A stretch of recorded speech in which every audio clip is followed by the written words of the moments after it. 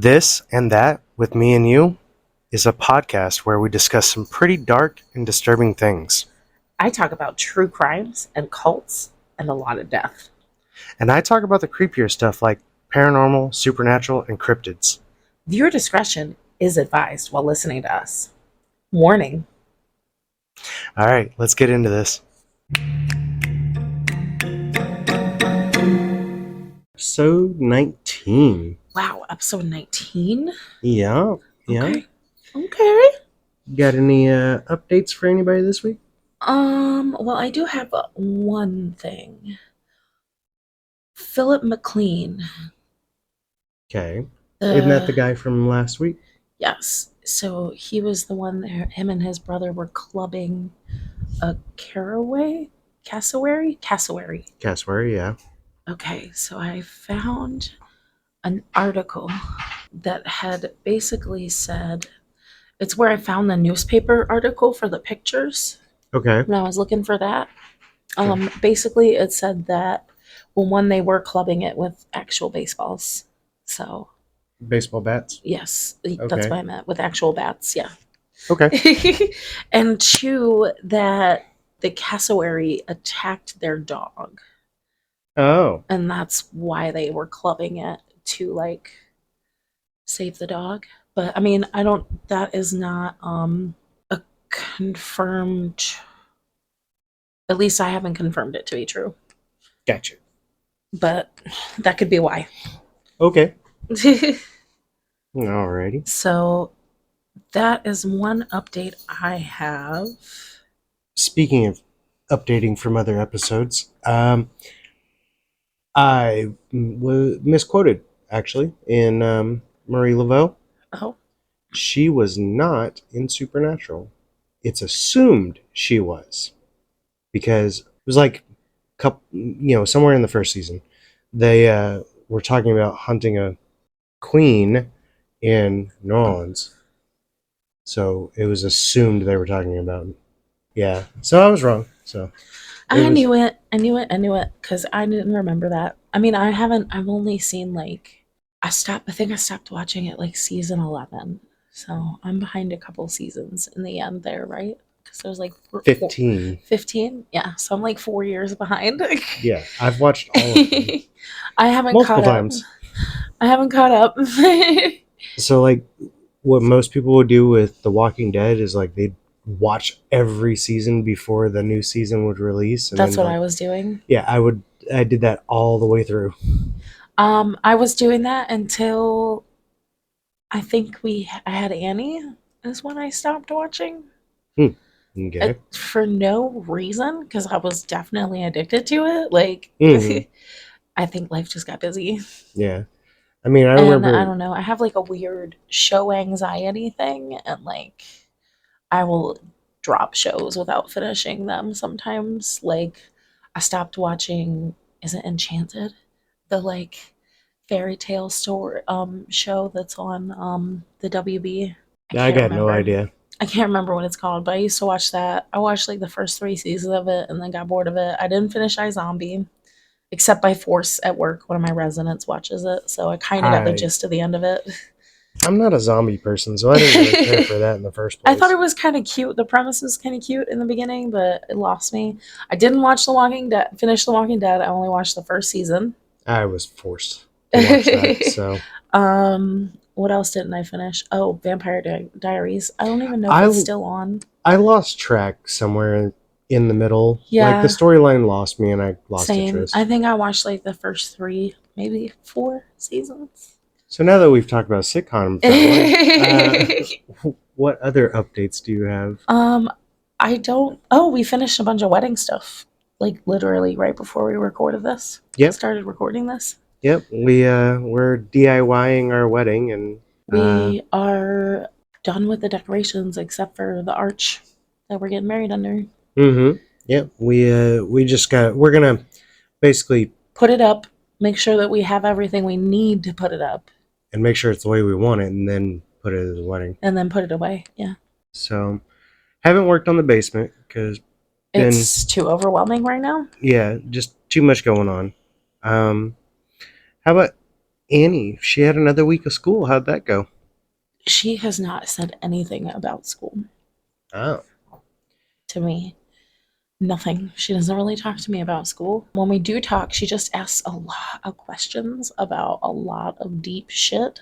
Hmm. Like, she asked me where babies come from. That's new. Yeah.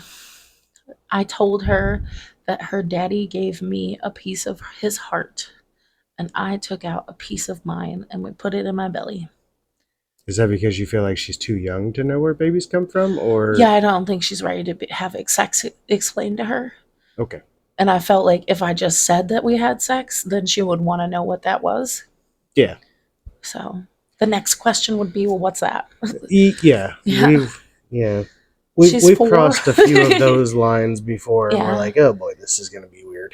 She's 4. I mean, when the time comes, I'll explain it to her the best Mhm. I can. But, That basically, that makes me wonder what is happening at school that she's already asking those questions I think it's normal. at that age, Yeah. preschool.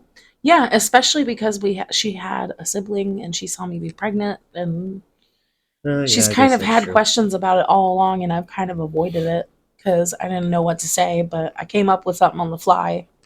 Huh, She I also got you. wanted to know why me and her dad aren't together anymore again. Yeah, she asked that a lot. And I told her because we fought all the time and we Yeah. couldn't get along, and we thought it'd be better to not fight all the time in front of her. Mm, I mean, yeah. that's at the end of the day, that was the reason why we decided to not work on it anymore. That's the reason why I decided to not work on the relationship anymore, because I Right. saw the effects that it was having on Annie. Okay. So Um, we got her a bike this weekend. we did get her a bike this weekend, and we got the kids' Halloween costumes. Yep. Uh, her bike. Well, she had one, and when she's at her dad, she seems to be riding the bike all the time. And the bike we have her, which is very similar to the one that she's got at her dad's, is like she's about to outgrow it completely. Yeah, she can still kind of force herself to ride it, but she's too tall. She has to stand up to ride it pretty much. Yeah. And since she was getting better at that dinky bike, we were like, all right, well, we'll go get a new one. The one that fits her, yeah. Yeah. So, anywho, what story do you have for us this week? I, well, I'm going to start it with a question. Okay. Not really to you because you already know the answer, Okay. but to the listeners. Who do you think was the first documented serial killer in the United States? Well, since I do know the answer to that, If the listener, you, the listener, are thinking it's H.H. Holmes, like I used to think, you would be wrong. hmm Stewart knew better and put me onto this story. yep. So tell him. So there apparently was two brothers during the American Don't Revolution. tell them the whole story. The No, I'm names. just I'm just saying it was the two. I don't know their names. I Oh, just know it's the Harps okay. or Harpies or Harpers. I don't know. There was It like, depends on who you ask. yeah, it all depends on who you ask. So you would be surprised to know that these brothers preceded H.H. Holmes by at least 100 years. hmm And Micaiah, aka Big Harp, born in 1748, and Wiley, aka Little Harp, Okay. born 1750. hmm Often referred to as the Harp brothers, it is, however, believed that they were actually cousins, Oh. depending Okay. on who you ask. Ah. Allegedly, because there are other accounts that still say they are brothers, their fathers were Scottish immigrant brothers. So Mm, this is a theory by someone else. gotcha. Their fathers were Scottish immigrant brothers who had settled in Orange County, North Carolina. Hmm. Micaiah Harpe was born to John Harpe and his wife, and Wiley Harpe, actually named Joshua, was born to John's brother, William, and his wife. Ah, Okay? okay. The fathers, or uncles, however you want to spin it, Right. were allegedly of Tory allegiance, which is people who fought on the British side during the Revolutionary War. Right. So Micaiah and Wiley grew up together, whether they were brothers or not.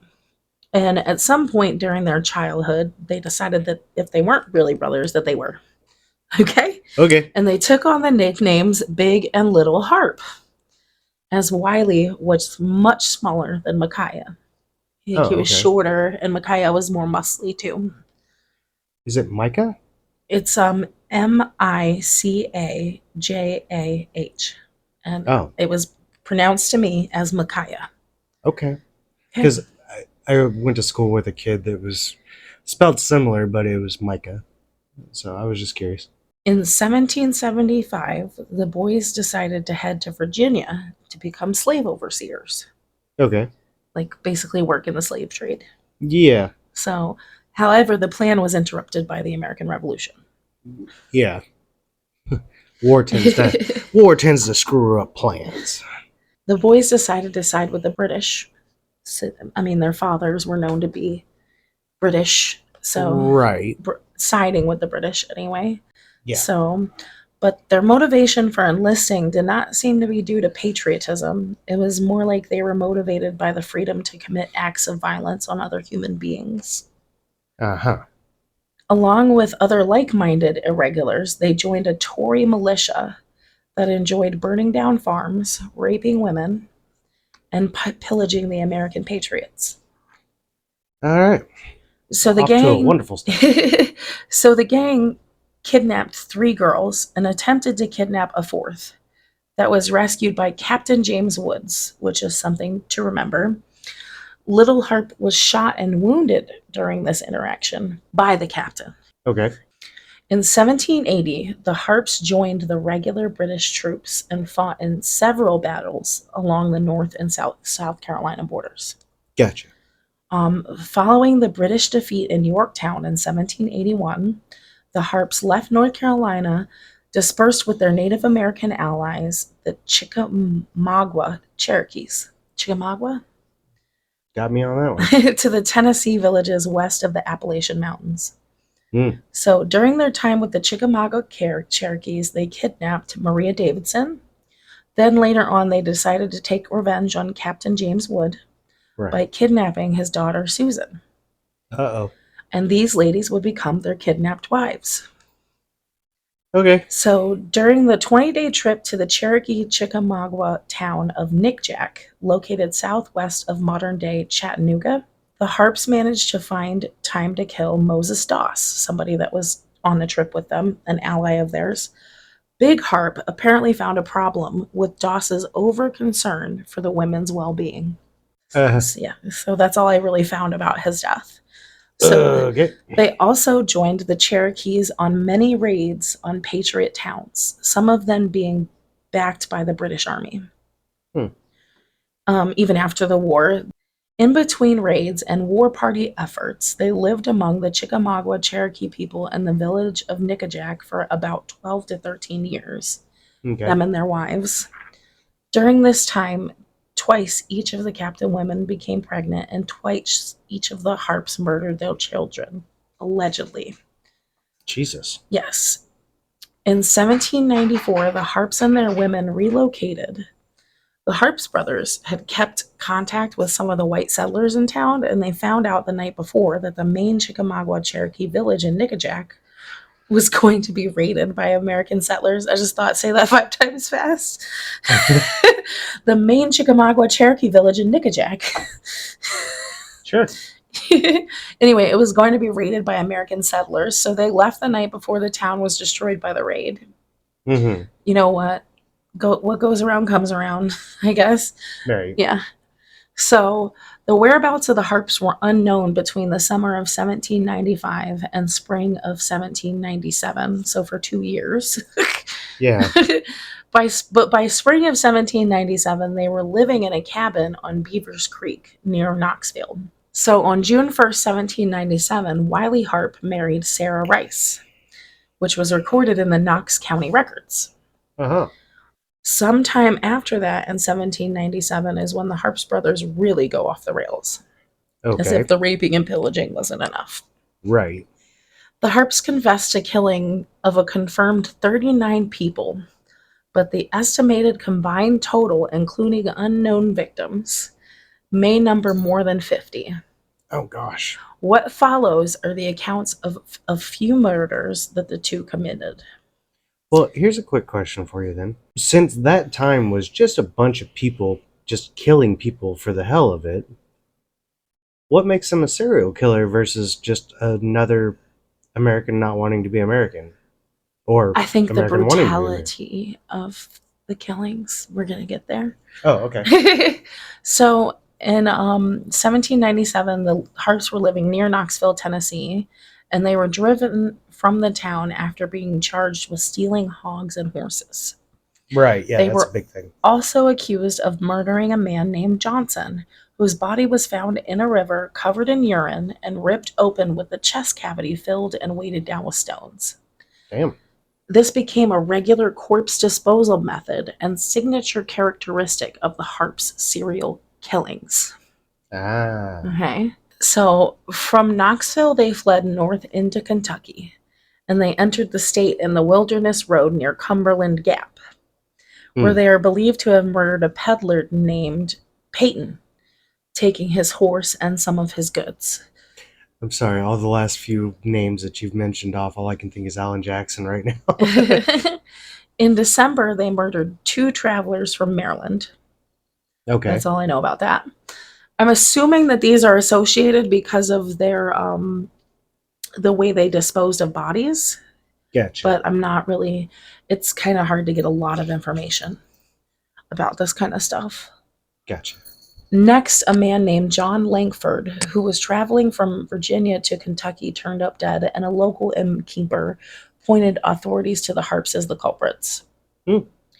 And they were pursued and captured, then jailed in Danville, Kentucky, but they managed to escape, and a posse was soon formed and sent after them. Then the young son of a man who assisted authorities in their efforts to find them was found dead and mutilated in retaliation Oh, by the Harps. okay, So on April 22nd, 1799, Kentucky Governor James Garrard placed a $300 reward on each of the Harps' heads. yeah. Damn, that's a lot. Fleeing north, the Harps killed two men named Edmonton and Stump. All the info I really got on them. Hell of a name. All right, Stumpy. When nearing the mouth of Saline River in southern Illinois, they came across three men camping there and killed them. Okay. Then they made their way to the Cave in the Rock in southern Illinois, a known stronghold of the river pirate and criminal gang leader Samuel Mason. Hmm. A posse had been hot on their trails up until this point, but stopped just short of the cave on the opposite shore of Kentucky Okay. because they didn't want to fuck with that. I'm Yeah. assuming. With their wives and three children they let live up to this point in tow, the Harps holed up with the Samuel Mason gang. Okay. The Which Samuel, they were pretty damn brutal themselves. yes, the Samuel Mason gang liked to prey on slow-moving flatboats making their way along the Ohio River. Right. Known to be a truly ruthless gang of their time, they found themselves appalled by the Harps brothers' actions. Damn, how bad do you have to be appalled by a freaking pirate? Yeah. So the Harps brothers made a habit out of, when they were with the Mason gang, they made a habit out of kidnapping travelers, then taking them to the top of the bluff, stripping them naked, and throwing them off the side of the cliff. That's fucked up. Yeah, then just taking pure enjoyment and entertainment out of watching them die in this horrific way. That's what appalled the Mason gang. That's amazing. Yeah. Jesus. So the Mason gang actually forced them out. So the Harps decided to return to eastern Tennessee, where they continue their murder spree. Mm-hmm. They killed a farmer named Bradbury, a man named Hardin, and a young boy named Coffee in July of 1798. Wait, his name's Coffee? Is Coffey, and I don't have any idea how else to pronounce that. Okay. Coffee? Yeah. Either way, it sounds like coffee. Yeah. Okay. And then soon more bodies were discovered in their path of murder and destruction. William Ballard, who had been disemboweled and thrown in the Holton River. Wow. James Brassel, who had his throat viciously slashed. And his body was discovered on Brassel's Knob, which I'm not sure what that is. I don't know. But his name is Brassel, so I'm concerned. I see what you did there. Also, John Tolley, which is all I got, just his name. Okay. John Graves and his teenage son were found dead with their heads axed in south central Kentucky. Ouch. In Logan County, Kentucky, they killed a little girl, Uh-oh. a young slave, and an entire family that they found sleeping in their camp. Oh, man. On August of 1798, a few miles northeast of Russellville, Kentucky, Big Harpe bashed his infant daughter's head against a tree because her constant crying annoyed him. Wow. Yeah. Holy cow. That's the only crime that he later admitted genuine remorse for. But Okay. yeah. That same month, a man named Trowbridge was found disemboweled on Highland Creek. Uh-huh. The Stegall family in Webster County offered their home up to the Harpes for them to stay for a bit. Why? I guess they didn't know who they were. Yes. So the brothers killed another overnight guest there named Major William Love. Then they killed Mrs. Stegall's 4-month-old son by slitting his throat. What the fuck? Because he cried too much. Then when Mrs. Stegall, with a T in there, screamed at the sight of her infant son bleeding to death, she was also murdered.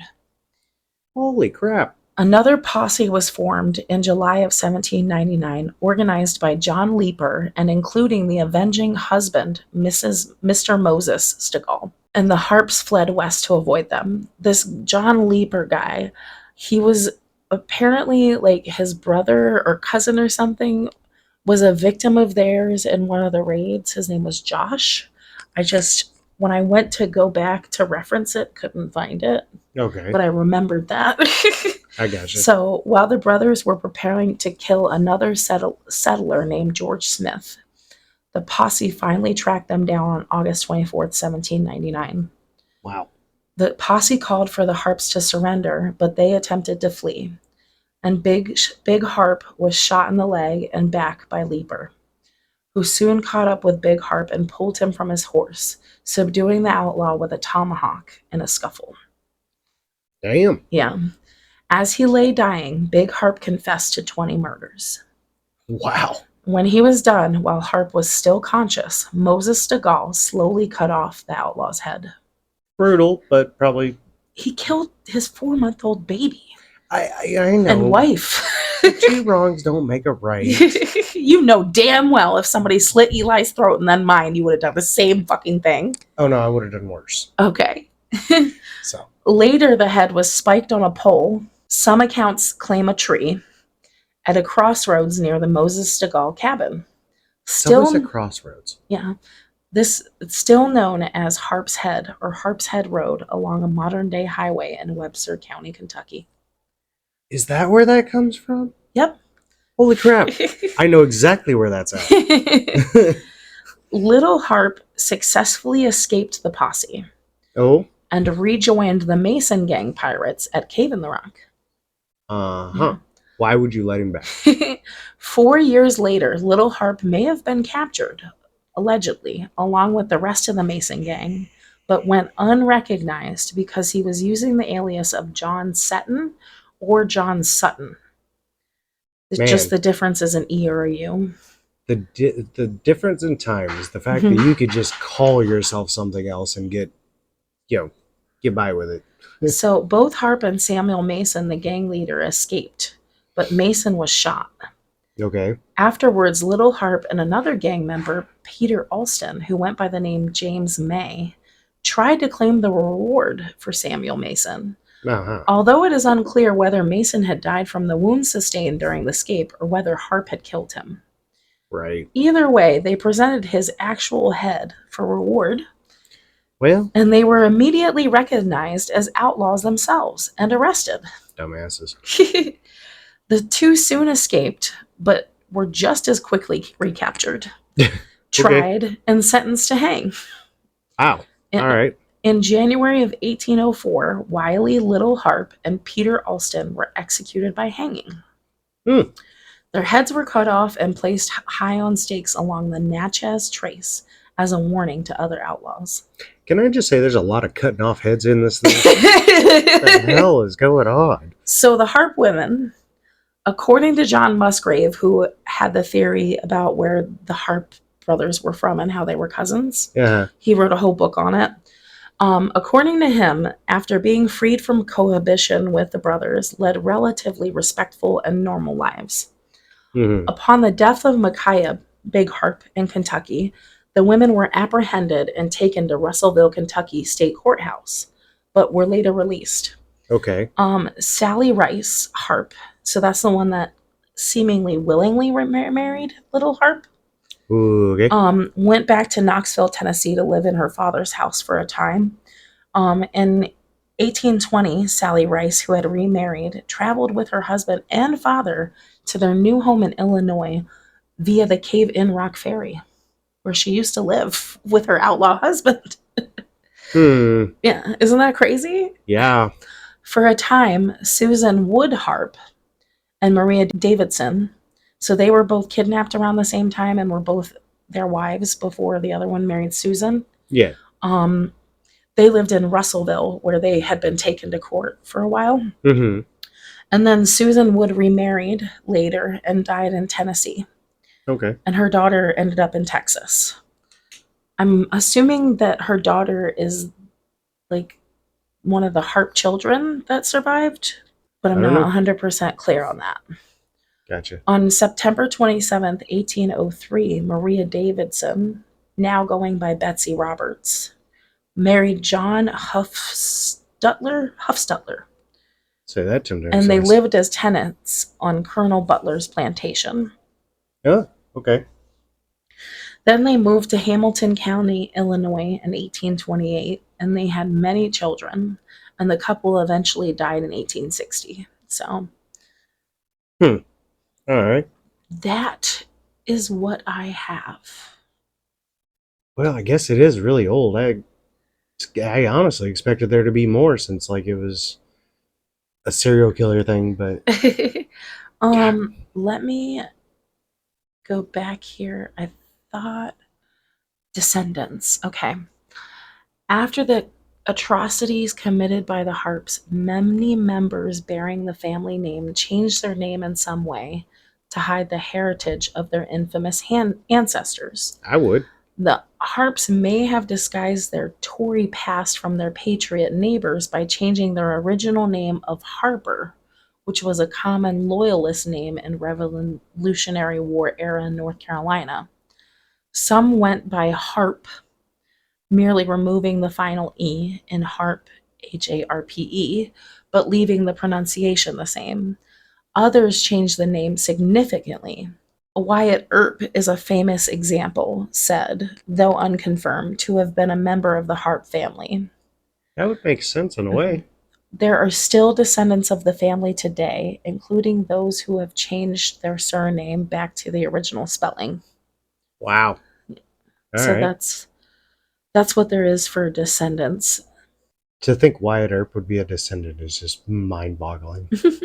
That's still lots of cutting off heads and lots of horrific stuff. I mean, every serial killer is horrific in some manner, but Jesus.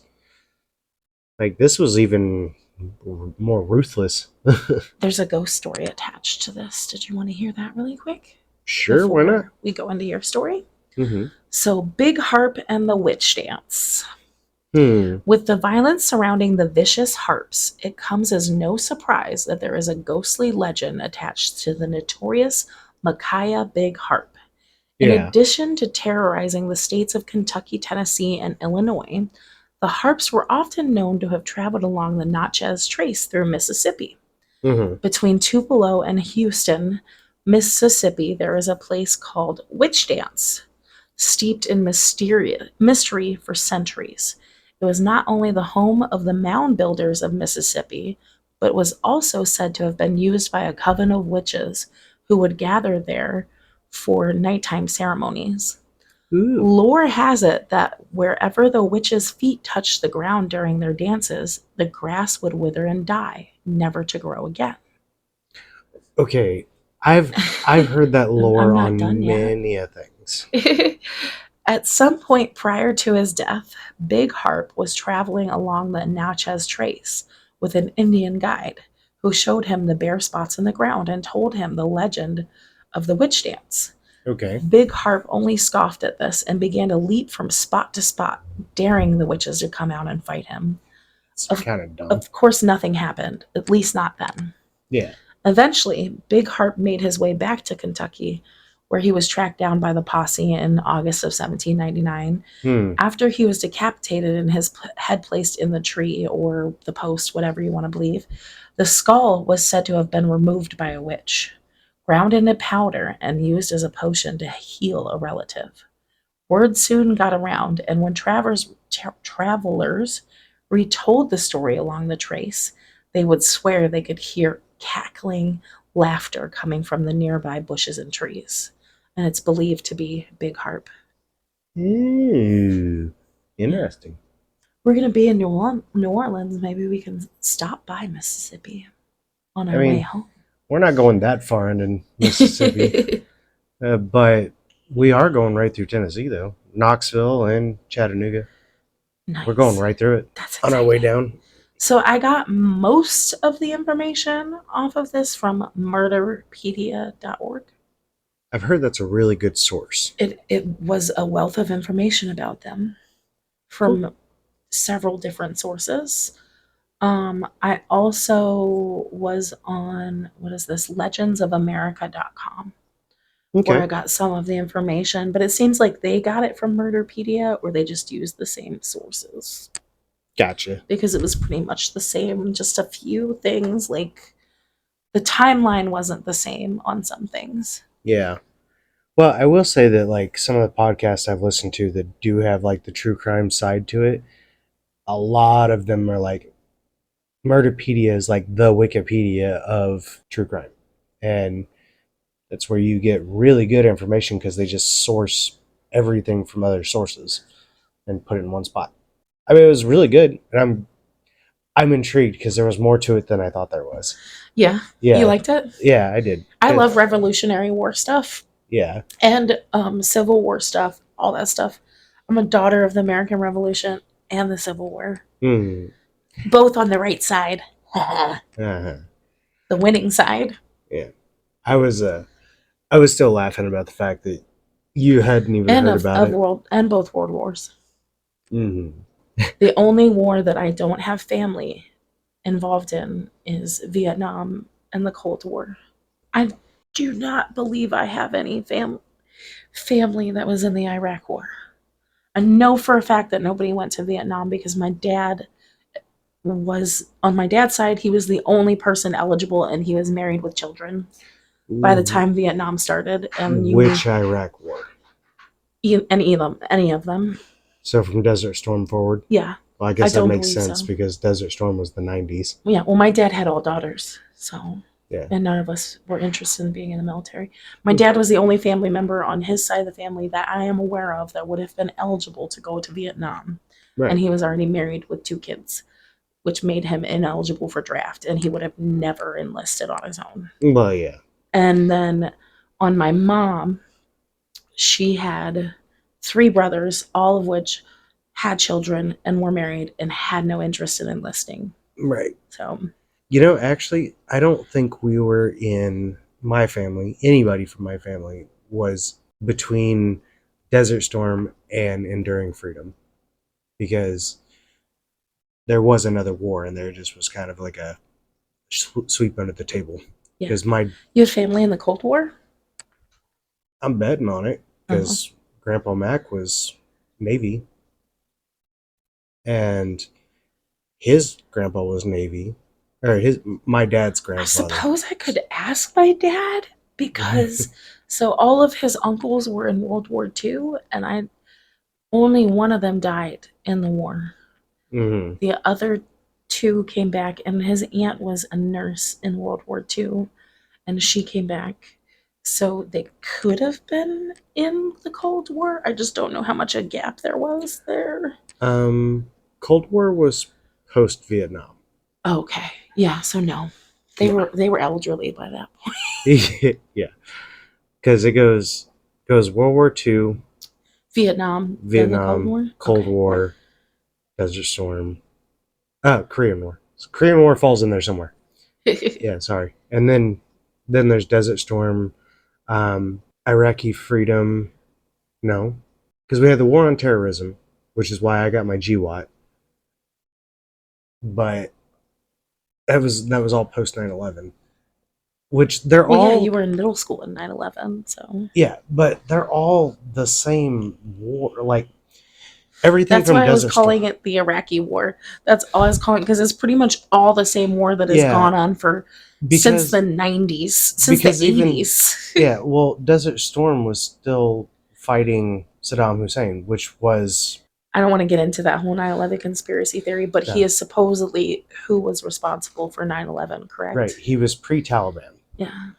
Yes. And then the Taliban is who we were fighting after we killed him.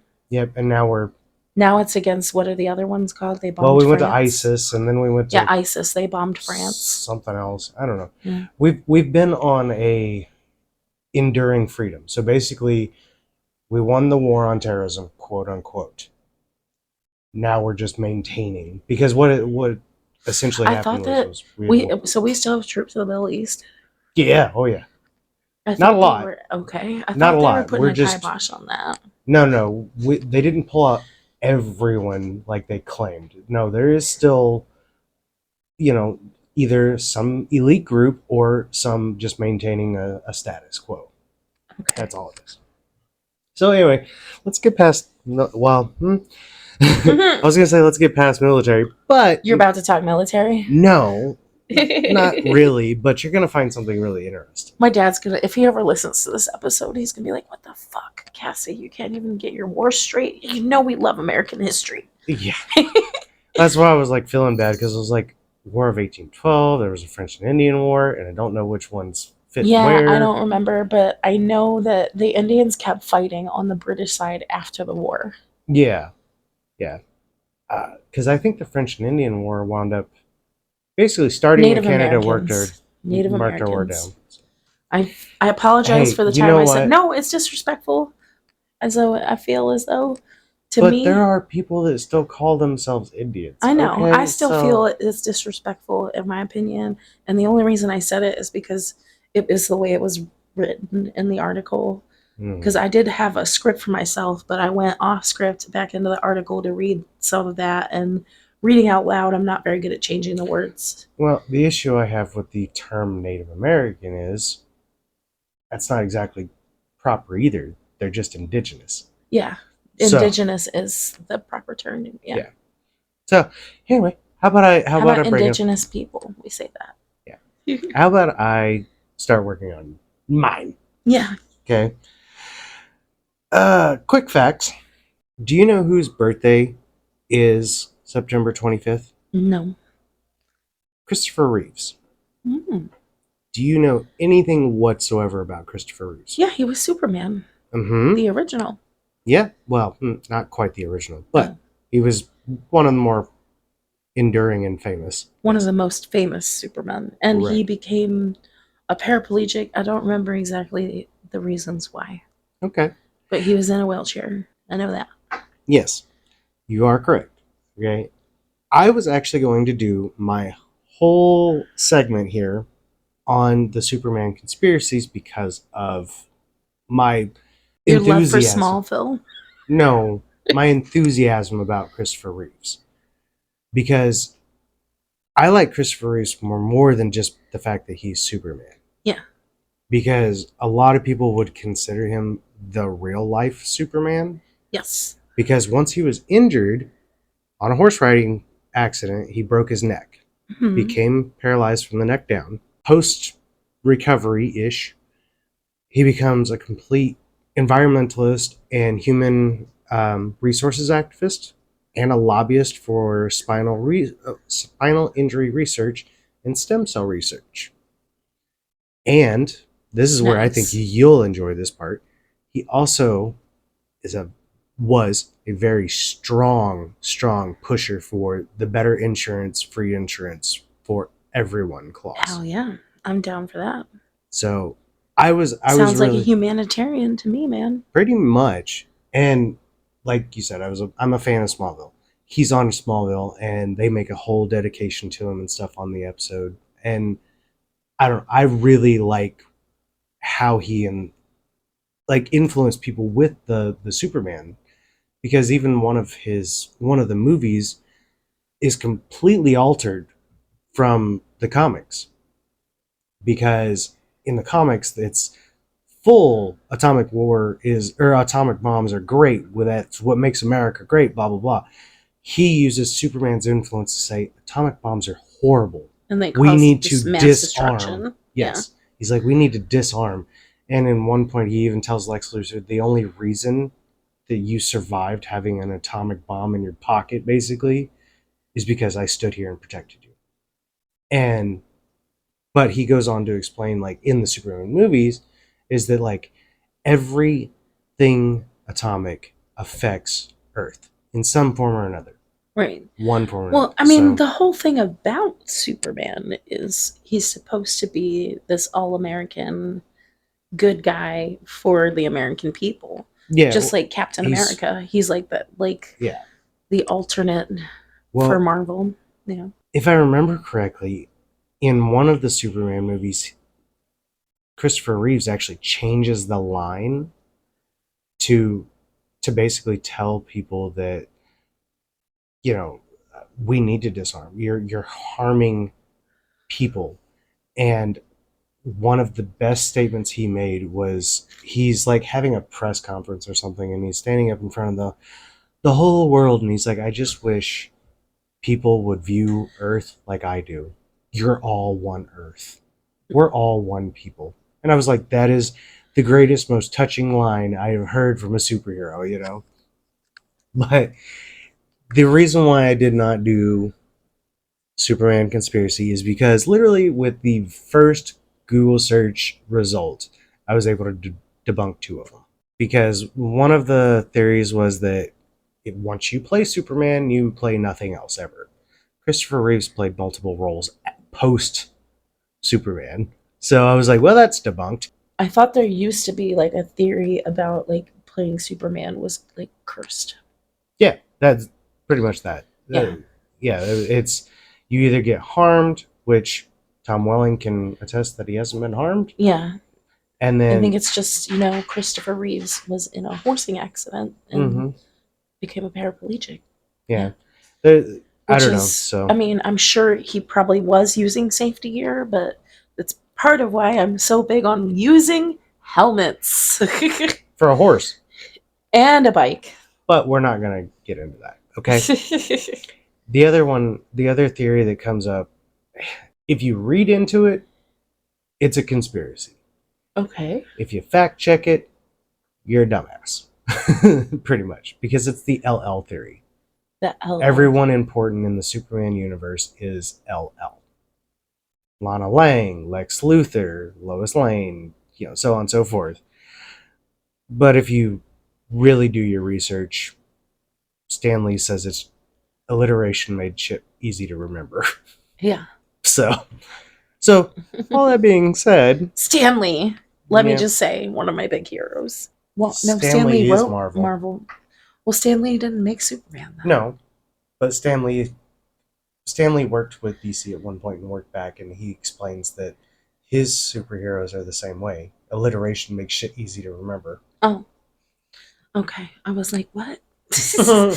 You made me like lose my whole like. Wait a minute. Stanley wrote Marvel comics. He did, but Yes. Stan Lee is the one that explained if it's stupid to think that that's a conspiracy, because It it's just not. makes It things makes easy it to easy for remember. Yeah. comic writers. I love Stanley. Mm-hmm. I love Marvel comics. Do you remember watching the memorial service for Christopher Reeves? Do you remember what he's buried in?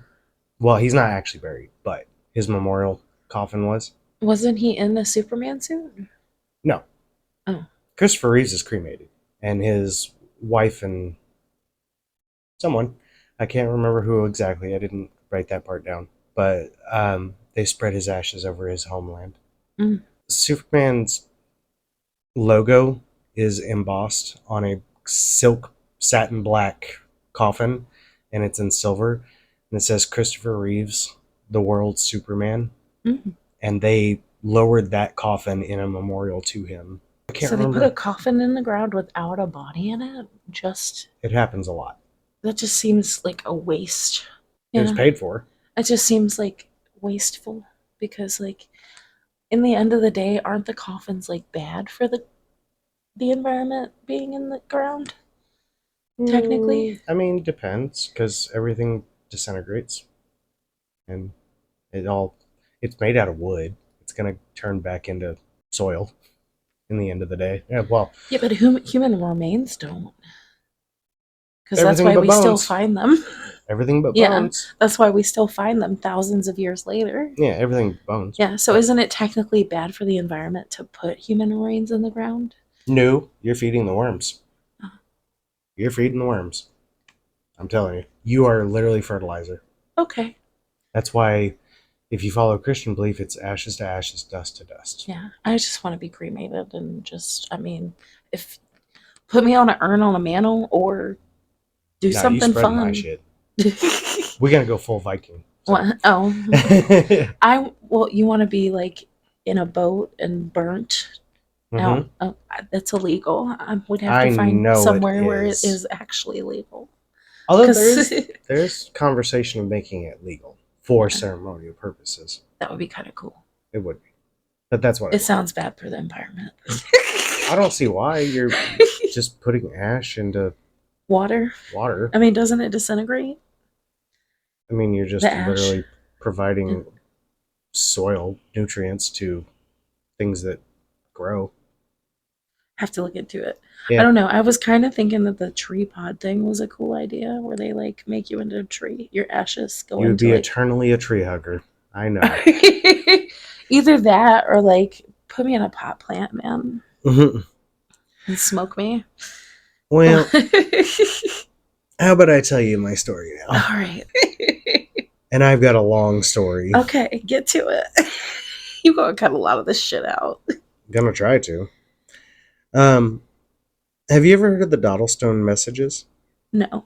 Do you I remember the love John? how your story is always a surprise, but you always know what I'm gonna talk about because you're here when I do the research. Well, it's not even that. True crime is not an abstract to me. I do know a lot of the true crime. Like everyone talks about true crime, Okay. so I do keep up on some of it. I don't know. I be trying to talk to my coworkers about that shit, and they be like, "Damn, I don't want to hear about that crazy shit." So I No, just keep my mouth some people shut. don't, some people do. I don't know, but I've also most of my relationships have been with people who really enjoy true crime for some So reason. you have a type. Got Yeah, apparently. it. Single moms who enjoy true crime. No, hold up. You can't go that far. That's only been you and my ex-wife. Okay, Come on. The one girl that you were with before me had a kid. She was a single mom that you met at the truck stop. She had a child. that's true, Yeah. but she didn't suit everything else. None of Mm-hmm. the other type there. Anyway, okay, moving Both forward. women I'm that you have deleting all this. married. I'm deleting all this. Moving forward. I'm not gonna let you. I'm gonna fucking recover it. Put it back in. Bullshit. You can try. Moving forward. You remember back when we talked about John Teeter Yeah, and you really loved the John Teeter I story? did because I love time travel stories. Time travel stories. Well, what if I told you that there are messages that have been sent through time?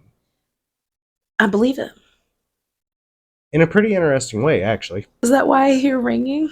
No, Is I it? believe that's called tinnitus. Oh, I thought it was messages through time. Oh, gosh. My therapist was saying that's something to do with being autistic, so got a touch of the tism. Oh, gosh. Anyway, so Ken Webster, born in the Lake District of Cumbria, UK in 1955, Okay. graduated from the University of Aberystwyth in 1976. Okay. It's spelled weird, so it was harder to say. Okay. He winds up becoming a high school teacher in Dodleston. Dodleston. Dodleston. Dodleston. Okay. We Dodleston. both had hard words in our stories. Mm-hmm. He winds up moving into a very small cottage called the Meadow Cottage. And currently, it's basically a farm building that got turned into apartments. But at the time, he owned most of it, like most of the building. Okay. Um, this particular cottage is where our story takes place. Okay. Starting in the autumn of 1984, the high school that Ken worked at was only about a 15-minute drive from home, maybe, Mm-hmm. called the Harden Secondary School in Okay. Wales. In the 1980s, Margaret Thatcher had encouraged the UK to become the leaders in computing. If you don't know who Margaret Thatcher is, she was basically the prime minister, I think. Yeah, I've heard her name before. Okay. Um, well, in not in unison, basically asking for assistance from the BBC, they bring what are called acorn computers into schools to kind of like provide an ease of transition from children with children and families to having computers at home. Okay. They're hoping that's how that works. And these acorn computers even had like a TV channel on them Oh. that was directly provided by the BBC that would teach you stuff along with it. Well, this computer, which is important to the story, is called a BBC Micro. Okay. Okay. Now, Hardin was one of the luckier schools in the area. They had enough computers that they were able to lend them out to teachers. So the teachers could go home and, learn how to use them better and even work on their own plans to teach their children. Okay. Okay. Ken would be one of these teachers that took full advantage of this opportunity. Oh yeah, Okay. I would too. Yeah. Now, at the start of the 1984 school year, Ken's younger girlfriend, Debbie, and his friend Nick were living at Ken's place. Okay. Mm-hmm. Wanting to get ahead on some of his schoolwork to, prepare plans for kids to learn technology and English at the same time, Mm-hmm. um, he brings one of these computers home. All right. Later that evening, Ken, Debbie, and Nick decide that they're going to go out and have a night out on the town for a little bit. Okay. Well, Ken forgot to shut the computer off. They come back home from being at a pub with a mutual friend and stuff like that, and Nick asks if he can check out some of Ken's work, see what, because sounds pretty interesting what he's been working on. Mm-hmm. And Ken says, "Sure, why not?" And he's going to put up his code and relax and all that stuff. And Nick calls him over and he's like, "Hey, did you put this on the computer? Because this is weird." So Ken comes over. He's like, "Well, what is it?" Well, using the index function, basically click file, find files, Okay. they find a strange document called KDN. And it reads as follows: Ken, Deb, Nick. True are the nightmares of a person that fears. Safe are the bodies of the silent world. Turn pretty flowers, turn toward the sun. For you shall grow and sow. But the flower reaches too high and withers in the burning light. Get out your bricks. Pussycat, pussycat, went to London to seek fame and fortune. Faith must not be lost, for this shall be your redeemer. Ken, knowing that Nick had definitely not been the one to do this, and knowing that he hadn't done it, and knowing that Deb obviously hadn't done this, was assuming that like maybe one of their friends named John had been playing a prank on him, because John swings by every now and then to play guitar with Ken in hopes of starting a band. The other interesting fact is these computers aren't connected to a network. Okay. Okay, or at least not at Ken's home. It wasn't. Well, they close out the document, they delete it, and move on with their lives. But it still gives Ken like the spine chills, like something's a little off with it. Well, it sounds fucking creepy. Yeah. Well, Ken winds up taking the computer back to school, and he wouldn't wind up bringing another one back until February 1985. So there's a long stretch between when he has the computer again. Okay. During this time, since the point of giving the computer back and getting another computer at the house, all three of them wind up noticing some pretty strange things happening around the house. Okay? Okay. So at the time they're like starting to remodel a little bit and do some paint touch up and all that stuff. Well, Ken finds footsteps that start from the floor, they walk up the wall and across the ceiling. And there's 6-toed footsteps. Ew. Yeah. Thinking it might just be a stain, like a water stain or something, he's like, all right, whatever. He paints over it, lets it dry, and he comes back the next day. The steps are there again. What the Exact fuck? same steps in fresh paint. That's creepy. Mm-hmm. Also, in other times, when they come home from, any form of outing or back from work or whatever the case may be, they find bottles and cans and boxes and other items around the house are stacked in towers. Some are even over 4 foot tall. Okay. Yeah. Of course, Ken, trying to make the best out of a weird situation, still assumes someone from the neighborhood's playing a prank on him. But to that end, no one had fessed up about this being a prank. Now come February 1985. Ken returns home with a computer. Ken and Deb and Nick decide to go out for a day trip, okay? Well, they come back home and they found that even though they swore they turned the computer off, it was back on. And it seemed like it had been running for a while. There was a new file on the computer, too. Oh boy. It was REATE, like the word create without the C. Mm-hmm. Okay. The only reason that's like kind of interesting is because to where you would hit like Control N for or File New to start a new Word document, you actually had to type in C on the command prompt to start a new file. Gotcha. So interesting. Opening it, they get another little chill because this one is to them again, and it says, "What strange words thou speak! Although I must confess, I hath also been not schooled. Thou art goodly man who hath fanciful woman who dwell in mine home. 'Tis a fitting place with lights which devil maketh, and costly things that only mine friend Edmund Gray can afford, or the king himself. Okay. 'Twas a great crime to hath bribed mine house. L.W." Obviously, that's not how people speak in the 80s, so it was a little weird. Sorry, guys. The cat is deciding to Yeah. scratch away right next to us. Like I said before, Lily, I swear to God, the microphones come on, she has to make her collar jingle.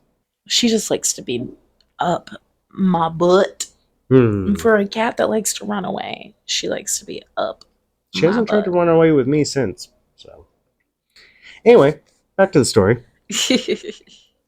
So, Ken actually knows a teacher at his school named Peter Trender, who is basically a linguist. Like, he's really heavily into the literature and the arts and all that stuff.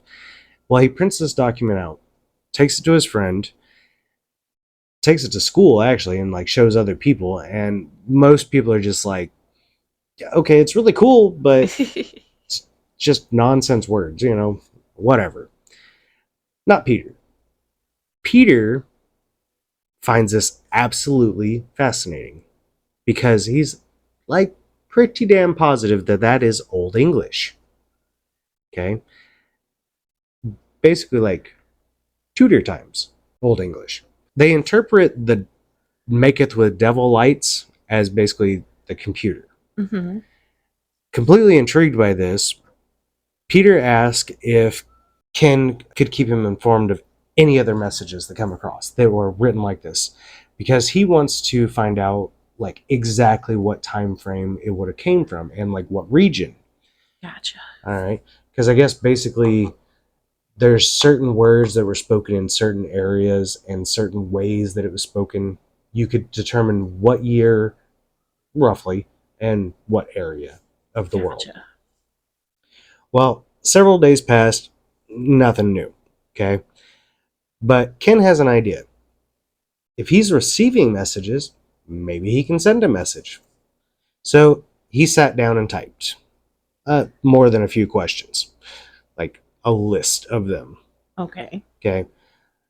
Ken still is convinced that this is not real. It's completely a hoax, but he's intrigued and he plays along. His message asked all these questions to gather info. Dear LW, we are sorry for disturbing you. What would you like us to do? Did you used to live in a house on this land about 1620? That's what they were kind of guessing. Do you want us to tell you more about our time? Who is Edmund Gray? Do you have a family? Is the King James or Charles? What is the charge house? What is the village called Dodleston in your life? Thank you very much for your messages and thank you for not making us afraid. Ken, Debbie, and Nick. Hell of a message. Not exactly sure how he's supposed to send this to whoever the hell sent it to him, Right. since there's no network or anything like that. Nick actually has an idea and says, how about we head to the bar? Because last time we were absent, we came back and there it was. See what happens. So they go to the bar, hoping that maybe leaving it alone for a while, it'll spawn a response. It worked. When they returned home a couple hours after finding the messages and sending a new message, they found a new one. And it read, "'Twas an homestead from oak and stone. It is helpful that you should tell me about thy time. Dost thou hath horse? Edmund Gray, brother of John Gray, lives at Kennerton Hall. The king, of course, is Henry VIII, who is of 60 and 40, 46 years old. I nay what of King James. Mine charge house is a place of law schooling. LW. The 28th of March, anno 1521. Anno meaning year in Latin. Okay. Okay. And he was of King Henry VIII's time. That's fucking cool. That's my favorite. The Tudors Well, are my favorite. there's a few things that come up, okay, because the facts were a little off. In 1521, Henry VIII would have been 30, not 46. Okay, but there was a lot of misinformation about the king in Eh, that time. True, but you'll hear a little bit more about that in a minute. So Ken prints this message off, sends it or takes it back to school with him, and gives it to Peter Trender to be sure. He's right. The facts are off because Kennerton Hall wouldn't be built until the 1700s, not 1500s. Uh-huh. There's absolutely no mention of the Greys, of any form of wealthy people, and no mention of the name of Greys at all, actually, in the area. And the use of modern grammar and punctuation, like question marks, definitely not used in the 16th century. Okay. So this left another possibility that no one wants to consider. There's an intruder in their house, leaving weird-ass messages on a computer. Yeah. So obviously all three of them are, Ken, Debbie, and Nick are super concerned about that. Right. So another weekend goes by and Ken borrows another BBC Micro. He wanted to see if there would be like more messages come through. Maybe this wasn't just a coincidence. Maybe they can trap somebody into doing this or whatever. Lots more messages come through with a lot more details. One of them was the house was made of redstone, which it's not currently. They talk about the village that he's in, which is the village they're in now. Tells him more about the time that they're in. He lost his family to the plague, that he would harvest barley for ale, and he made his own cheese. So pretty cool. Yeah. But there All was a right. new development to this. He signed his full name. Yeah. It wasn't just LW. It was Lucas Wainman. Okay.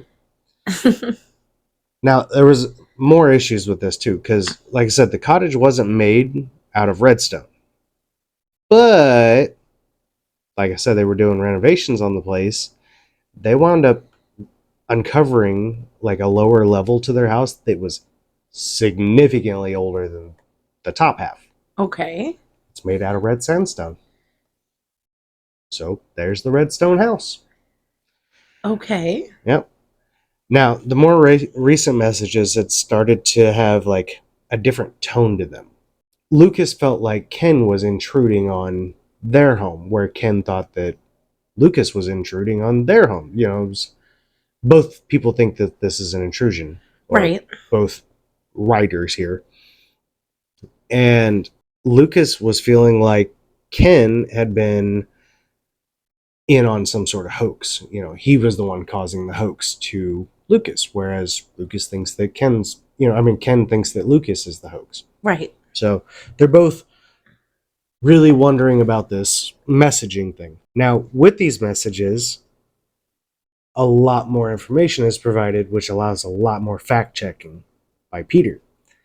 Peter finds out that the dialect, the sentence structure, and some of the use of Latin lines up with the 1521 date because it is mid 16th century Okay.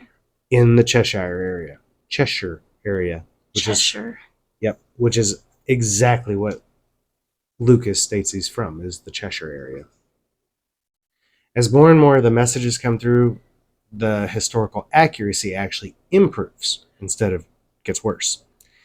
Even stating that Henry VIII was married to Catherine Parr in the 1540s.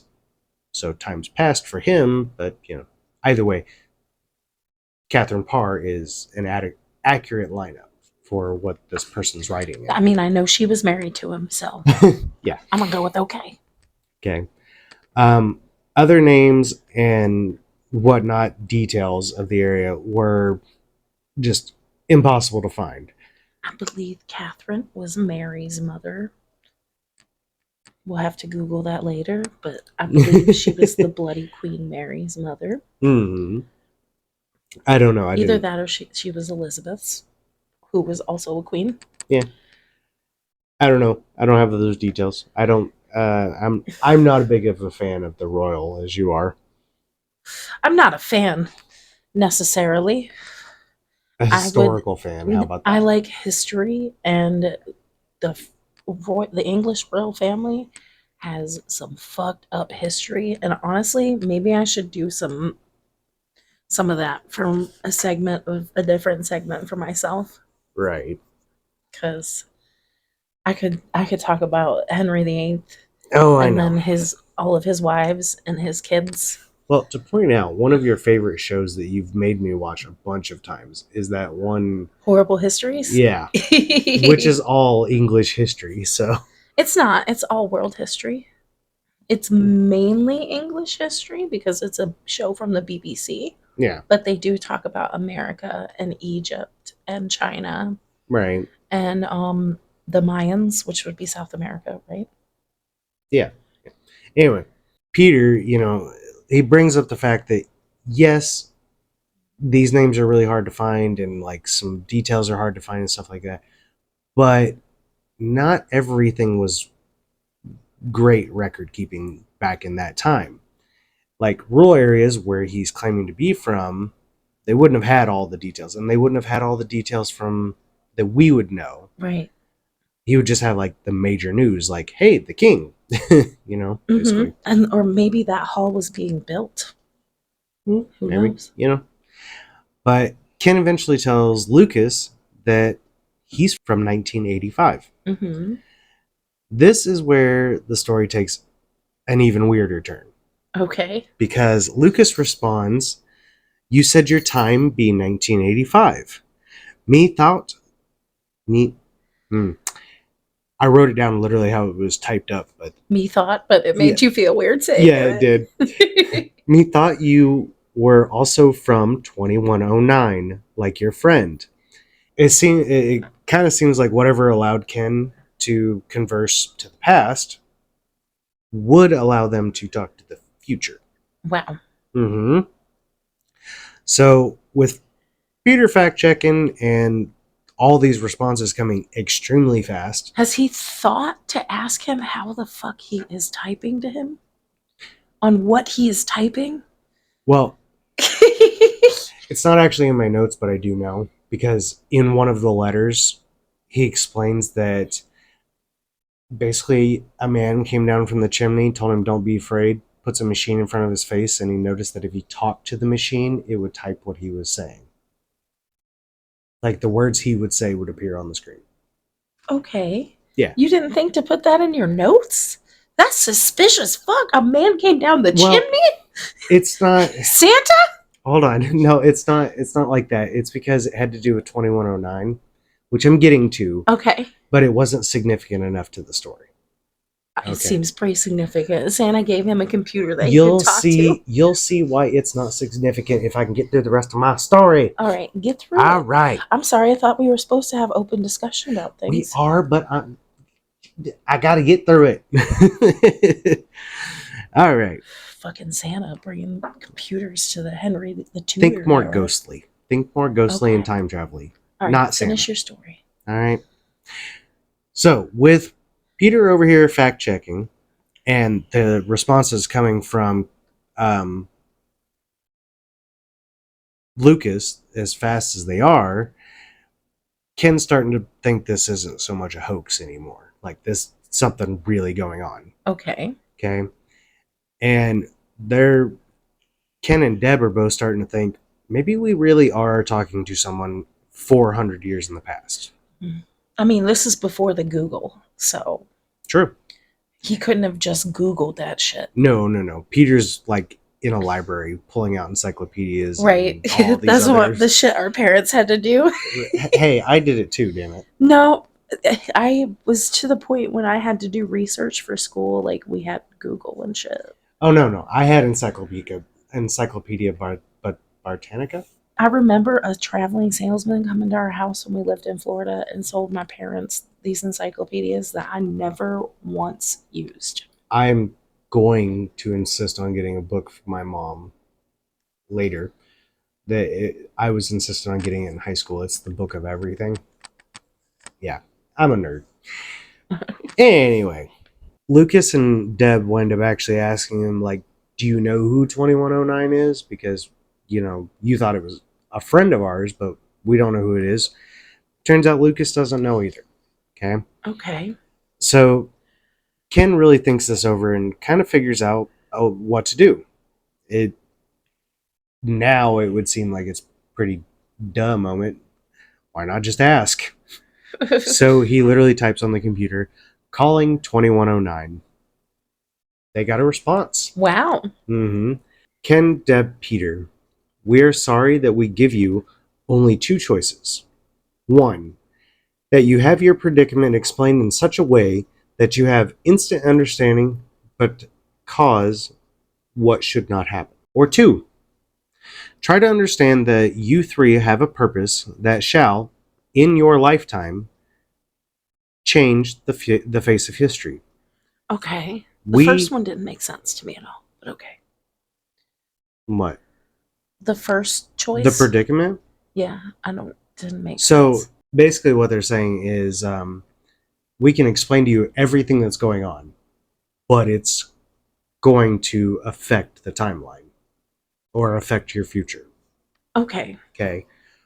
Or basically, you can try to just go along with the flow. Mysterious. Got it. Yeah. We, 2109, must not affect your thoughts directly, but give you some sort of guidance that will allow room for your own destiny. All we can say is that we are all part of the same God, whatever he or whatever it is. According to this, 2109, they're not only communicating to future, they're also communicating to the past. Like, it's confirmed now. They're talking both directions, Okay. which there is a reason for it, but they're not entirely sure why yet. I mean, this is all based on what 2109 responds to them. There's a reason that they're communicating both directions. They don't know why. Okay. Now, you remember that poltergeisty like Poltergeist? poltergeist-y like activity from earlier? Yeah. You know, like the footprints and the towers and all that stuff? Yeah. It's happening again Oh, that's creepy. a lot more. Nearly every single night, they're hearing footsteps. When they go investigate, nobody's there. But guess what is? Footprints on The the floor. six-legged ones? No specification. Okay. Just states there's footprints on the floors. Creepy. They're in a warmer house, okay? Like, they obviously keep their house warm. But there are spots in the house that get so cold you can see your breath. There's a lot more towers that pop up, and they get significantly bigger. There's tapping in weird places. Okay. And there's even writings on the floors and walls in chalk, including Lucas's name. That's creepy. Mm-hmm. And I do have a picture of that one. Obviously, this is all starting to stress everybody out. You know, it's really... It sounds stressful. Yeah. So Deb winds up renting a new place just down the road from them, just so they can sleep for the night. But for some reason, they didn't just up and leave. They kept the place. Okay. However, Nick, the friend in all this, Mm-hmm. he's gone. He's like, deuces, I'm out. I'm not doing this.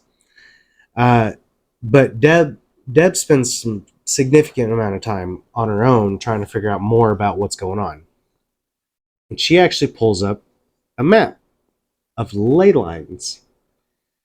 Turns out the cottage is right on a ley line. Runs right through it. Okay. Mm-hmm. Dare to explain ley lines for the listeners? Listener? Us? Apparently we have like 21 listeners of the YouTube, at least. That's nice. Mm-hmm. So the easiest way to explain a ley line is basically connect two mysterious points, like think Stonehenge and Easter Island. Okay? They're really weird, significantly oddball sites, right? Okay. Well, there's a line that connects directly from point A to point B, and anything on that line is considered the ley line. Okay? And this happens all over the world. The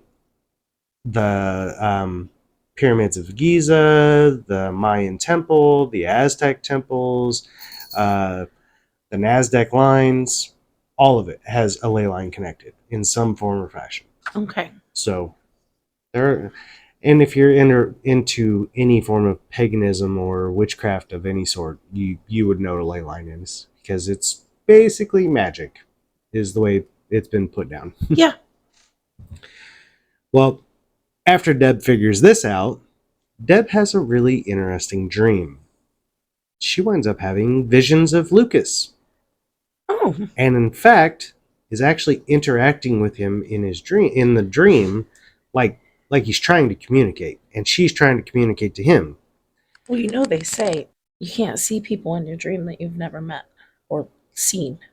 Yeah, I don't know. It's kind of weird. Like, even if you see someone in your dream you don't recognize, it's probably someone you've like smiled at while walking by on the sidewalk. We had a conversation about this a couple weeks ago on the podcast. Yeah. She tells Ken about this, and they just take it for what it is. Completely exhausted at this point, stressed out, but still wanting answers, they wind up calling for help, like calling the big guns. Okay. They call the Society of Cyclical, it's really hard to say that, research. Cyclical? Sure. Like psychiatric or psycho, or no, I'm just kidding. Like psychic. Yeah, but I don't know. With AL at the end. Anyway, this society has actually been around since 1882 investigating paranormal. Mind blowing. They've been investigating ghost stories for ever. That's cool. Yeah. And it's still around. Well, they wind up sending two members over to either debunk what's going on or prove it. That they don't have the option of maybe. Okay. Okay. So David Welch and John Bucknell are sent over to the cottage to do some tests. Okay. They wind up sending about 10 questions to 2109. And this is an experiment to see if Ken and Debbie and possibly Peter at this point are in on a hoax. Because they send the messages, they delete them, and they wait for the responses to come back. Ken prints them off, gives them to them, lets them know. Well, a couple days later, they got those responses. Now, David Welch says that the questions themselves weren't actually answered, but basically they had been like referred to in the same order. But being investigators of the paranormal and a very big society at this point, they want to be extra thorough before they come back and report, hey, it's a hoax, hey, it's proven. It's, paranormal of some sort. Okay. So David thought maybe Ken and Deb had bugged the room somehow, used like a high frequency microphone so they could pick out which key was pressed in what order so they could guess the question. It's a little bit of a reach, but they wanted to be thorough. Okay. They also wanted to make sure they eliminated all possibilities of this being a hoax. The SPR, as I'm going to call them, makes it easier. Okay. The society here, they send David and John back after what research they found, and Ken offers to invite a teacher as a witness, that another random teacher that he knows. The teacher, when they arrive, actually note that the room got very cold, and only like maybe a minute later, back to normal. Just the weirdest thing for them. So they type up these messages. Everyone goes back to the kitchen and they're hanging out and chatting. And after a little while, they go back to the computer, see what's popped up. There's a new message there, but it's not from 2109, and it's not from Lucas. It's from a friend of Lucas, quote unquote, named John. He states that Lucas is actually in prison for witchcraft. Oh shit. Mm-hmm. Several days pass with absolutely no messages from Lucas at this point. And Ken and Deb are assuming, maybe he really is in prison and this is why we're not getting responses. Right. Okay. Well, while all this is going on, back at school, Peter Trender, he's still trying to figure out, and fact check for sure. Make sure everything's right. Throughout the messages back and forth between Ken and Lucas winds up stating that he had attended Bresnos College in Oxford and gave a list of books that they could actually check out, and it's his version of, hey, here's the proof, I was there. Right. Because there was an extensive old list, Peter winds up asking one of the librarians to help him. They found every single book. And not only did they find every single book, the librarian's like, yeah, these are books that would have come out pre-1521 that they would have used for studies at that point. Wow. Mm-hmm. So with this proof and actually concerned about Lucas at this point, Ken gets a little ballsy. He sends a message back to be delivered to the sheriff who had been in charge of the prison holding Lucas. He demands for Lucas to be released, or else we will use our powers against him. Okay. Mm-hmm. He got a little ballsy with the supernatural there. So it must have worked, though, because within a day, Lucas had been released and began sending messages back to Lucas. Starting to feel like, they built a little bit of a friendship here. Ken asked if Elle had moved the items around the house. They're starting to get comfortable, so he feels like he can ask more personal questions, I guess. Okay. Lucas winds up actually saying no, he hadn't done it, but the exact same type of things are happening to him. So Ken and Lucas starting to wonder about 2109. Like, are they malicious? Are they, what's their intentions here? Right. So they also get a little ballsy, both of them. For a little bit more privacy between themselves and trying to avoid 2109 because they don't really know how all this works, Lucas winds up asking Ken to move the computer to Ken's kitchen, which would actually have been like a more private office area for Lucas. 2109 had actually sent a message to this warning them not to share details about their lives. Like, don't get personal because you're going to influence the timeline.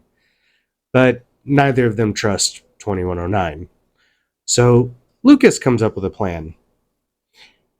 He tells Ken to put a pen and a paper beside the computer. And Ken's like, okay, it's kind of weird, but whatever. So he goes along with it. In case you're a little bit lost, Lucas is 1521, Ken is 1985. So I know I keep going back and forth. Okay. Okay. So in 1985, Ken puts the pen and paper right beside the computer. The next morning, there's a handwritten letter. Wow. Mm-hmm. It's very, very fanciful handwriting. And I have a picture of it too, and I can barely read it. Like, barely. You sent it to me, and I was like, yeah, good luck with that. Yeah. Here's what I figured out, okay? Mine prophet Ken, pray doth you speak of something, for me know of thy me something Plythe. Basically everything else I could figure out was just there's a lot more of thys and thous and something about teeth in October. I don't know, but it made my head hurt. Did you couldn't find the translation anywhere? No, it's not even in the book that this is in. But it made my head hurt trying to read that. But at the bottom, it is very clearly signed Thomas. Now, here's the thing. We've been talking about Lucas this whole time. So who the hell is Thomas? Right. Apparently, early on, Lucas had actually feared giving out his real name because he might be accused of witchcraft, which... He was. Yeah, obviously he was, so it doesn't matter at this point. But he tells Ken and Deb that he had been leaving clues about who he was in his letters.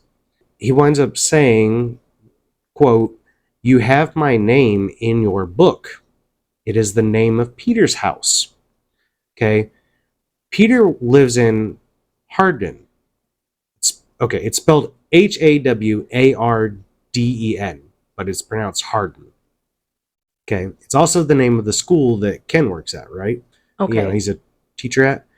So Hardin would make you think that like this is some kind of fanciful person of importance.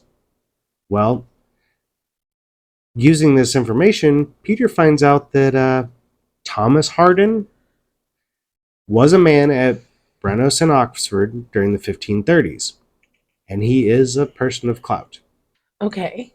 With Ken, Debbie, and Peter starting to get a little bit closer to the truth and finding out more and more information, apparently 2109 gets pretty pissy about it.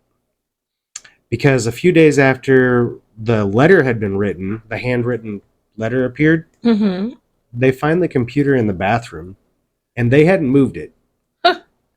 And neither had Thomas, apparently. No. But there was a message in chalk on the floor. Okay? In chalk. In chalk. It says, "One more chance. Measure frequency by +2. Energy. What else other than sound and light? Ken, Deb, Peter. We have reason to believe you have Lucas Wayman's real name. If this is true, you must say so we can rectify the problem immediately before it is accepted. Kind of weird, right? Is weird. Yeah. Ken and Thomas just flat out ignore this statement.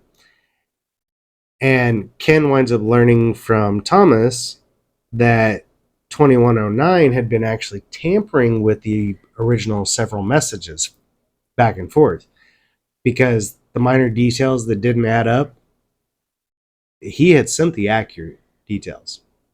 But when they told him what he sent, he's like, no, I didn't say that. Huh. So now, about this time, the SPR, you remember that Society of Ghost Hunters, they dropped the case. They're done with it. They report to the local paper. If it was a hoax, pretty much it was a damn good one.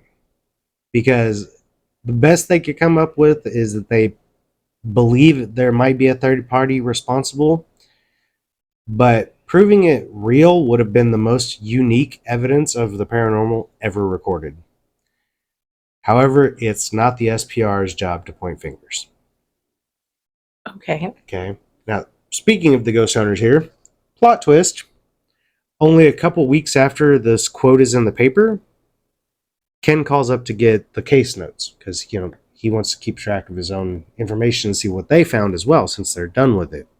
Right. Turns out John Bucknell went missing, and there's never been a record of David Welch associated with the SPR. Okay. Mm-hmm. Now, 2109 reaches out again. He tells them to contact somebody named Gary M. Rowe. He's a ufologist, and oddly enough, he gave a phone number, an accurate phone number. Okay. And tells them that Peter has to be the one to call, and tell him that a UFO enthusiast is the one that suggested their name. So Peter does, and turns out Gary Rowe is a real person, and that was his real phone number. He's very skeptical, but he is a higher person in the UFO community. Okay, like he does real research and stuff. So he comes out to the cottage, and he brings a shit ton of equipment with him. He winds up starting a conversation with 2109 that Ken, Deb, and Peter are not allowed to know anything about, because he wants to see from this point to this point to this point. He wants to get the information as accurately as possible without influence. So this is how that process went, which is kind of weird. So Gary writes a letter, seals it in an envelope, puts it on top of the computer. The next day, there's a new envelope on top of the computer with a sealed letter. Ken delivers that to Gary. And this goes on for a while. After a hot minute of this all happening, Gary sends his last letter to Ken and Deb and 2109. Okay. Says, greetings. I am instructed to apologize, but in any event, I would have done so of my own volition. I am also instructed to apologize to Ken and Debbie. It would appear you are more important than I had ever realized in the scheme of things. Gary. After a pretty heated conversation about what evidence they had back and forth and stuff like that, between Gary and Ken feeling a little left out with the secretive communication there. Right. Carrie walks out, and they don't ever hear from him. Like, not again. Wow. Yeah. On the 21st of March, 1985, Thomas sends his last message as well. Okay. It basically says he's got to go because things are getting weird in the area and he doesn't want any more issues. So he's going back to Oxford. He plans to write a book about everything between Ken, Lucas, Ken Thomas, aka Lucas, the 2109, whatever that was, and he's going to write it all down in a book in hopes that they might actually encounter each other again, or at least overlap information so they can be like, this shit really did happen. Mm. And not long after this, 2109 sends their last message, literally confirming that he did write the book. Okay, so Thomas Hardin had actually wrote a book, but it's hidden. Okay. Okay, and 2109 tells them there's actually an inscription saying this is for Ken, Deb, Peter, so on and so forth, without stating their names. And 21 tells them, they're saying goodbye, and it's up to them now. Ken and Deb, you got a lot of work to do. Okay. Yep. But what is the work that they have to do? I don't know. Just get the word out. I have no idea. Neither do they, apparently. Between the three of them, this Thomas Hardin, 2109, and Ken and Deb, there was over 300 messages sent. Wow. Ken winds up documenting all of this, every single thing, in this book called The Vertical Plane. You can actually find this book on Amazon in paperback for $20. However, not too long ago, there was a pretty much original copy that sold for over $150. Little crazy. Yeah. Now, back in 1996, the BBC actually had a documentary that they produced about Ken and Deb and Dick and Peter's, their whole story, called From Out of This World. And Ken and Deb are actually on this documentary. Of course, they're turned around so you can't see their faces or anything, but they're there, and they say it's all real. Every bit of it happens. Okay. Okay. Now, Deb's still out there talking about all this. Like, not too long ago, she was still posting on the internet. And she seems like a pretty rational person. Like, you communicate with her, and she's not like, oh my God, like I got visited by aliens or something. She doesn't sound insane when she's talking to you. Okay. But Ken's been kind of like off the grid. He just wants to be left alone. And this is even according to Deb, that he just wants to be left alone. He's done with the story. He's done with being harassed. So, which isn't too surprising, knowing how big this story would have blown up between the late 80s, early 90s, especially in BBC.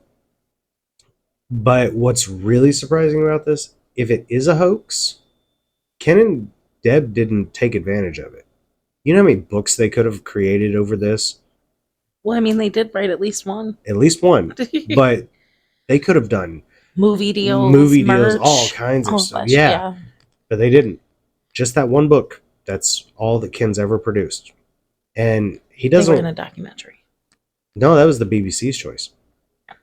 So, but he doesn't want any more publicity. He doesn't want any more to come out about this, or he's done with it. Okay. To give a little bit of confirmation or debunking of this story, to come up with some information, Peter Trender, the guy that's been doing all this research this whole time, he thinks that it's damn near impossible to fake without having a very serious background in, the 15th century dialect, which apparently Ken doesn't. Okay. And this other,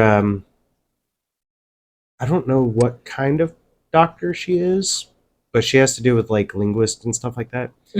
But Dr. Laura Wright says that things that were said in the letters from 1521, so on, the verb usage and the use of like I doth, he, she dost, those weren't a thing. Like they mix them up, because I guess like thou shalt is a real thing, and I don't know. Basically, the words that they were using were the wrong verbiage, Okay. is what she's saying. So it doesn't seem logical that it would have been a real person talking. But someone did ask her during an interview if it would have been possible for this to be a hoax if the person had a background in 1520s linguist, Mm-hmm.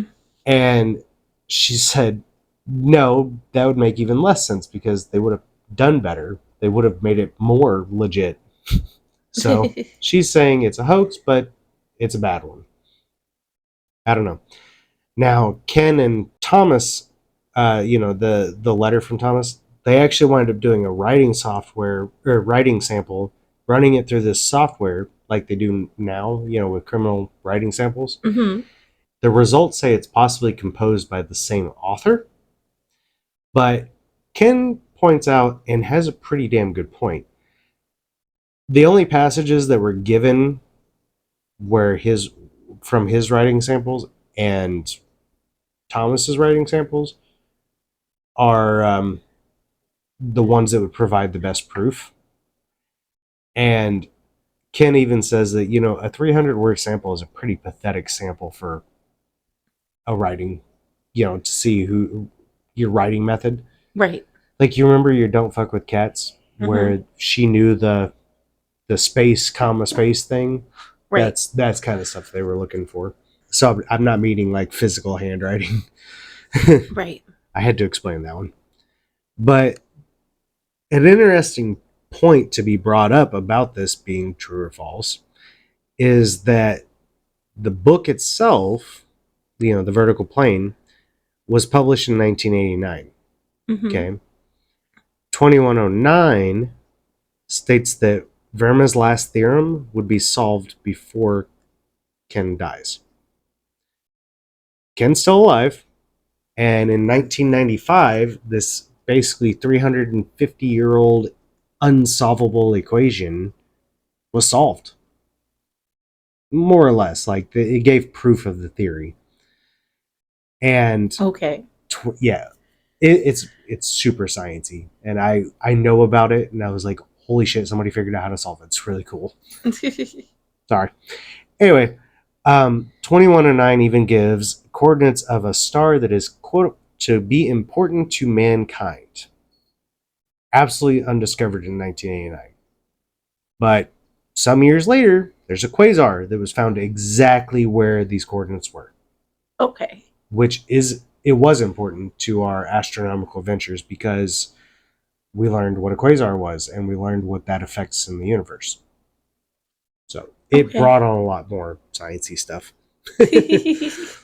Thomas's, being when he was imprisoned, he claimed that he was imprisoned by Sheriff Thomas Falhurst from Cheshire. Turns out, like, they did all this research and stuff like that this wasn't a person.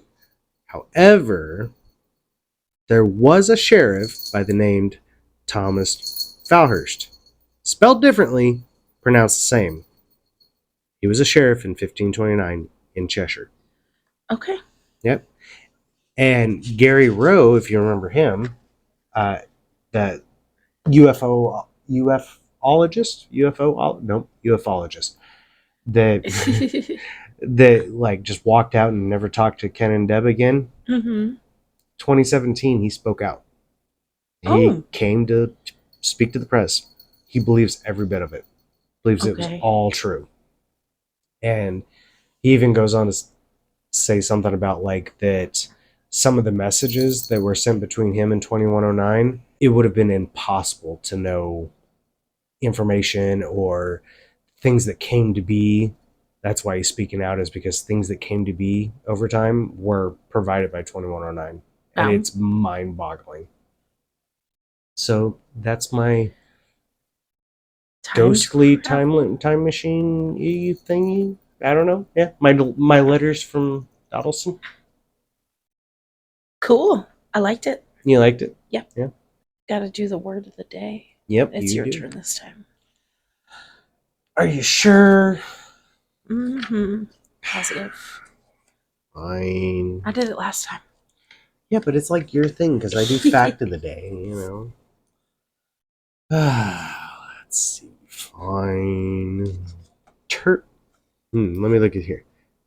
Terpsichore Enor. Terpsichorean? Let me see it. Terpsichorean Let me see it. is the other pronunciation. Terpsichorean. Terpsichorean? It says Terpsichorean on the other side, so Korean. All right, Terpsichorean. It's an adjective meaning of or relating to dancing. Okay. Oh, hell no. Cronkscheids, exuberant dances look great, but let the kids act like kids and don't demand Terpsichorean polish beyond the cat's abilities. Marty Clear, Brandenton Herald, in January 13th, 2017. What the fuck? Did you know? In Greek and Roman mythology, Terpsichore was one of the 9 muses, those graceful sister goddesses who presided over learning and the arts. Terpsichore was the patron of dance and choral song, and later lyrical poetry. And in artistic representation, she is often shown dancing and holding a lyre. Her name, which earned an enduring place in English through the adjective terpsichorean, literally means dance enjoying, from terpis meaning enjoyment and chorus meaning dance. Chorus is also the source of I can't say that word. Choreography? There you go. You got it. Okay. And chorus. In Athenian drama, choruses consisted of dancers as well as singers. The only other word we know that incorporates terpsis is terpodion. Terpidon? Terpidion? I don't know. Yeah. An What's obsolete. it mean? Well, here we go. It's an obsolete term from piano-like musical instrument that was invented around 1816, but never really caught on. Okay. Why? I don't like your words of the day. I'm sticking to my facts of the day. All right. So you tell them where they can find us. We're on Facebook and Instagram and TikTok and any podcasting platform that you can think of under This and That with Me and You. Yep. And if you want to email us with suggestions or just chat or whatever, Or you your own can, personal experiences or stories, we'd like those. yeah, that too. You can do that at tatwmay1 at gmail.com. That's tatwmay1 at gmail.com. So yeah, do all the like and subscribe and share and Do all those social media rate, things. follow, all that nonsense. Mm-hmm. Have a good night. Yeah. Have a good day, night. Have a day. Have a day. We're gonna do that. We're gonna say have a day. Have a day. All right, guys. See you next time. All right. Bye. Bye.